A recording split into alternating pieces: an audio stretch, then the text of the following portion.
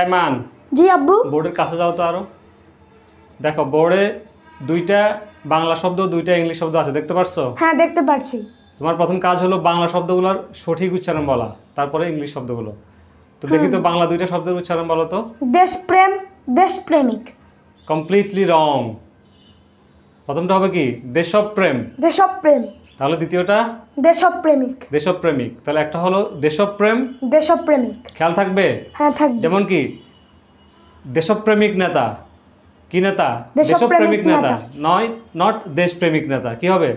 দেশপ্রেমিক নেতা। দেশপ্রেমিক নেতা। আচ্ছা, এখন দেখো দুইটা ইংলিশ শব্দ। দেশপ্রেম যেটা, সেটার ইংলিশ শব্দটা কি? প্যাট্রিয়টিজম। প্যাট্রিয়টিজম। কি হবে? প্যাট্রিয়টিজম। প্যাট্রিয়টিজম। আর দেশপ্রেমিকটার ইংলিশ কি হবে? প্যাট্রিয়টিক। প্যাট্রিয়টিক। কি হবে? প্যাট্রিয়টিক। তাহলে আমরা কয়টা শব্দ শিখলাম মোট? দুইটা। ইংলিশ দুইটা, বাংলা দুইটা। তাহলে আমাদের একটা ভিডিওতে দুইটা ইংলিশ শব্দ শেখা হলো, দুইটা বাংলা শব্দ শেখা হলো। এটা তোমার বিভিন্ন প্যারাগ্রাফ রচনায় তুমি শব্দগুলো কি ইউজ করতে পারবা। হ্যাঁ।